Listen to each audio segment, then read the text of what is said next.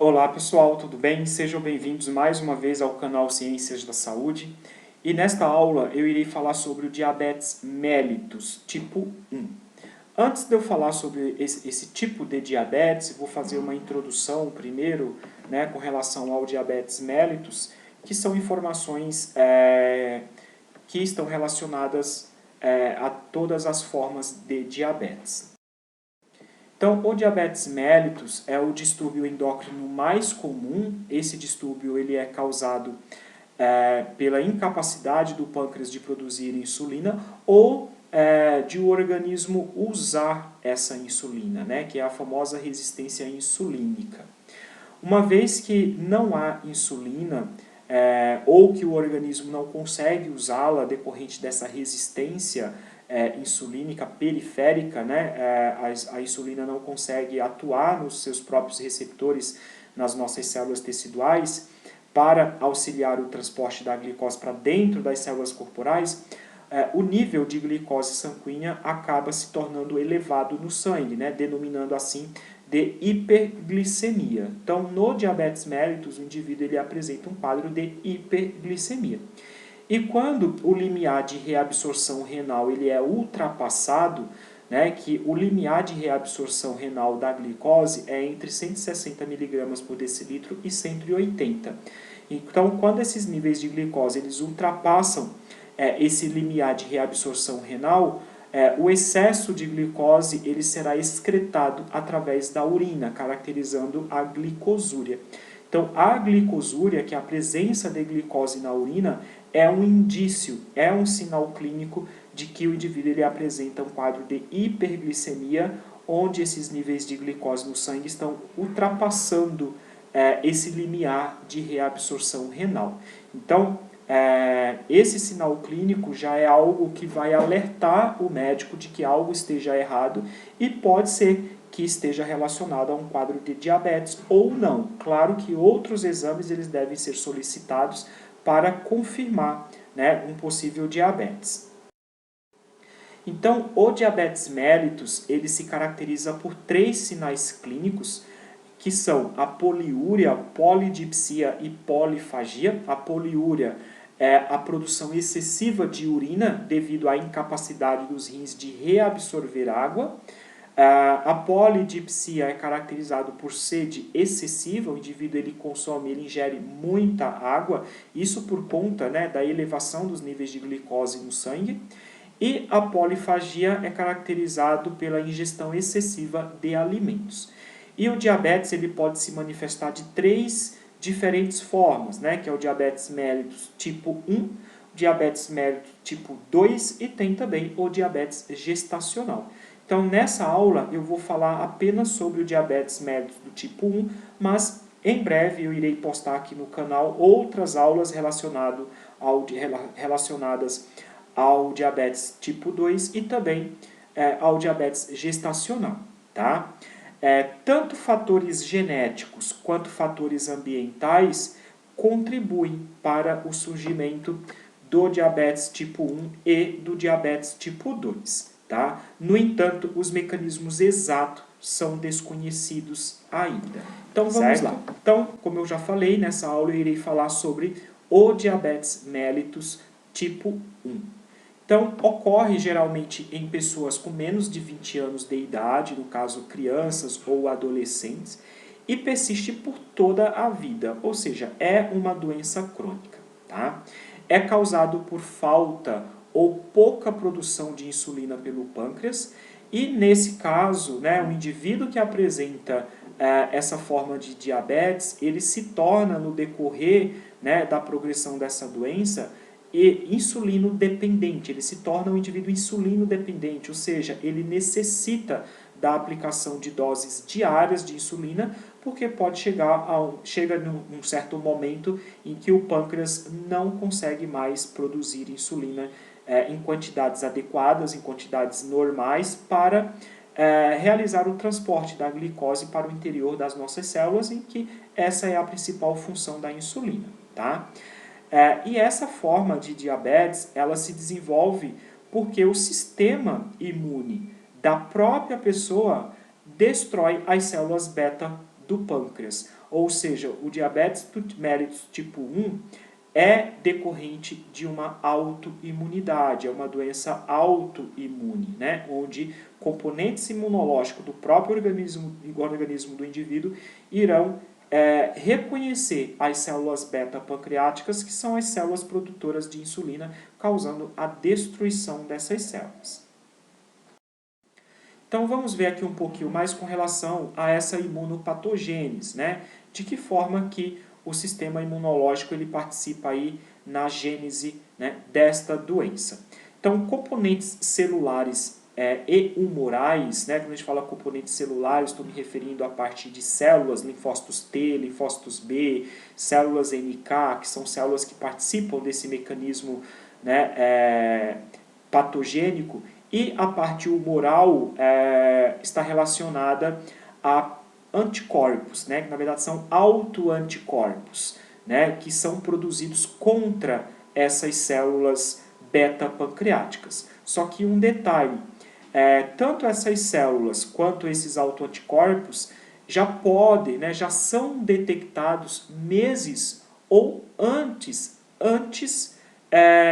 meses ou anos, perdão, antes do aparecimento clínico da doença. Então, o indivíduo ele só vai apresentar sinais e sintomas, ou seja, algum indício clínico de que ele tem diabetes, né, de que ele tem essa deficiência, ele está produzindo de forma deficiente a insulina, depois de meses ou anos em que essa autoimunidade ela já está acontecendo, ela já está instalada. Tá? Então, autoanticorpos ante as células beta-pancreáticas, assim como linfócitos T, linfócitos B e células NK, participam desse mecanismo imunopatológico dessa forma de diabetes, ou seja, do diabetes tipo 1.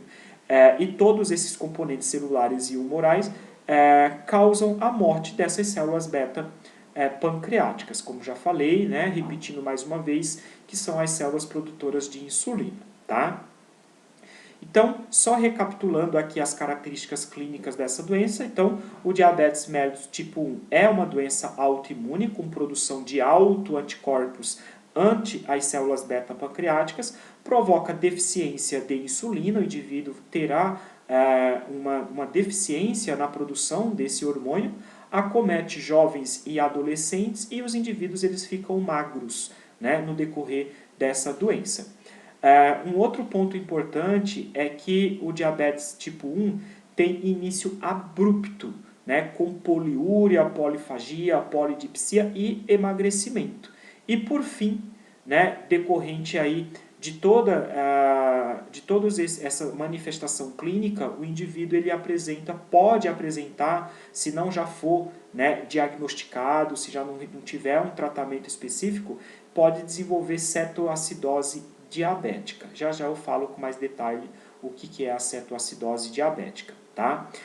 No entanto, esses sinais e sintomas, que é o que eu já tinha falado anteriormente, eles aparecem quando 80% a 90% das células beta já foram totalmente destruídas.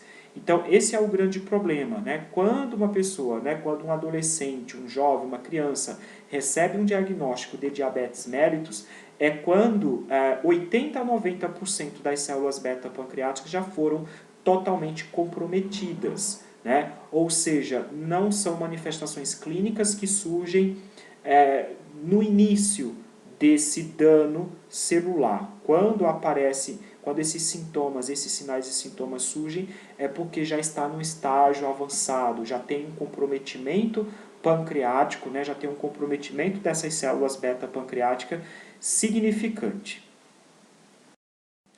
Então, com relação às manifestações clínicas, né, tudo o que acontece em decorrência dessa não produção, né, de insulina decorrente dessa autoimunidade, então o metabolismo celular de um diabético, né, do tipo 1, quando não tratado, é semelhante ao de uma pessoa com inanição. Tá? Tudo isso porque, decorrente dessa deficiência da insulina, o indivíduo ele não consegue utilizar a glicose, né, através das células. A glicose ela não consegue passar para dentro das nossas células para ser utilizada, né? Então, como não existe a insulina para ajudar a entrada da glicose nas células do corpo, a maioria das células acabam usando ácidos graxos para produzir energia, né? Então, já que não consegue usar a glicose, a célula ela necessita de energia, né? Ela precisa produzir ATP. Então, ela vai agora utilizar ácidos graxos, tá? Só que quando esses ácidos graxos eles são metabolizados, ocorre a formação de subprodutos, né? Então, os subprodutos da degradação desses ácidos graxos, que são os ácidos orgânicos, também conhecidos como corpos cetônicos, começam a se acumular no organismo do indivíduo, começam a acumular no sangue do indivíduo, né? Então, a formação desses corpos cetônicos, né, conforme vão se acumulando no sangue, faz com que o pH do sangue ele diminua, ele caia, se tornando extremamente ácido, ocasionando assim a condição chamada de cetoacidose diabética. Então, a cetoacidose diabética é quando o pH do sangue do indivíduo ele diminui, né? Ele se torna extremamente ácido por esse acúmulo de corpos cetônicos gerados a partir do metabolismo dos ácidos graxos, tá? E se essa cetoacidose diabética, se ela não for controlada, né? Se essa hiperglicemia, né, que o indivíduo apresenta um quadro de hiperglicemia decorrente dessa deficiência de insulina, se esse quadro clínico todo ele não for tratado, ele não for revertido, rapidamente a cetoacidose pode levar o indivíduo a óbito, né, por conta aí dessa alteração do pH do sangue do indivíduo.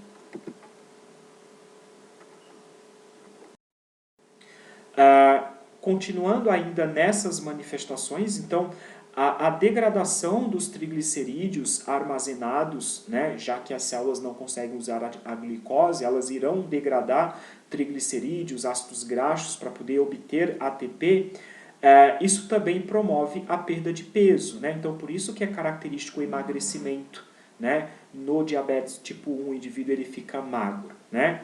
Então, conforme os lipídios eles são transportados pelo sangue, dos locais de armazenamento para as células, partículas de lipídios, como por exemplo as lipoproteínas de baixa densidade, que é o famoso LDL colesterol, essas lipoproteínas elas podem sofrer um processo de oxidação. E quando ocorre essa oxidação, essas lipoproteínas elas conseguem se infiltrar em uma região que é a região subendotelial, abaixo, né, da camada endotelial vascular. Então, decorrente dessa deposição, dessa infiltração nessa região subendotelial dessas partículas de lipídios, acaba ocasionando a aterosclerose, que é a formação de placas de gordura. E decorrente dessa aterosclerose, né, diversos problemas cardiovasculares podem surgir, como por exemplo uma insuficiência vascular cerebral decorrente de uma obstrução por placas, né, de gordura em artérias cerebrais, assim como doenças cardíaca isquêmica, como o infarto agudo do miocárdio, né, decorrente de uma obstrução, né, de uma artéria coronariana, né, de uma coronária, por essa deposição de gordura, né, de partículas de lipídios, e também doença vascular periférica e gangrena. Uma importante complicação também relacionada a esse tipo de diabetes, né, é a perda da visão em decorrência de catarata. Então, o excesso de glicose no sangue, né, essa hiperglicemia, então, esse excesso de glicose ele pode se ligar às proteínas da lente do olho, causando um borramento visual, ou provocando dano aos vasos sanguíneos da retina, né? Podendo ser que o indivíduo ele até chegue a perder a visão decorrente, né, de todo esse problema acontecendo. Problemas renais graves, como insuficiência renal, também pode acontecer, resultante de danos aos vasos sanguíneos renais, né, decorrente dessa hiperglicemia também. Com relação ao diagnóstico, o diabetes mellitus tipo 1, para, né, haver o seu diagnóstico, se faz através da dosagem sanguínea da glicemia ou da hemoglobina glicada. Tá?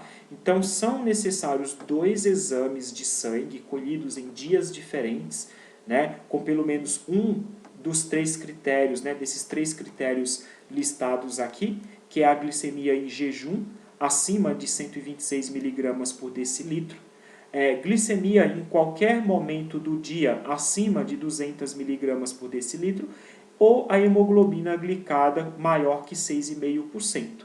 Então, apenas desses 3 critérios aqui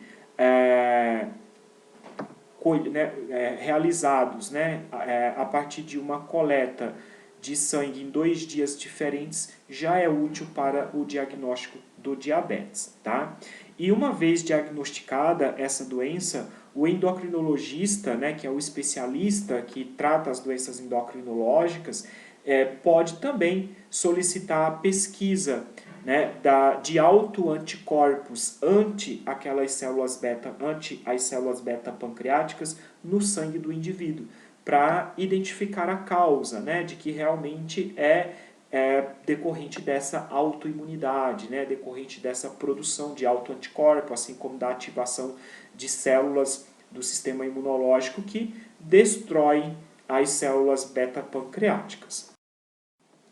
O tratamento dessa doença, né, no caso do diabetes do tipo 1, é realizado com um automonitoramento do nível sanguíneo da glicose, que chega a ser até 7 vezes ao dia, além de refeições regulares contendo de 45% a 50% de carboidratos e menos de 30% de gorduras, assim como exercícios físicos e injeções periódicas de insulina, que dependendo da situação pode chegar até 3 vezes ao dia, né, sendo necessário aí até 3 administrações ao dia de insulina. Então, o objetivo geral do tratamento é manter o valor da hemoglobina glicada abaixo de 7, né? E o paciente ele deve, né, procurar manter a glicemia antes das refeições entre 80 e 130 mg por decilitro e após as refeições abaixo de 180 mg por decilitro. Então, essas taxas, esses valores aqui são os ideais, né? No caso, antes das refeições, tá?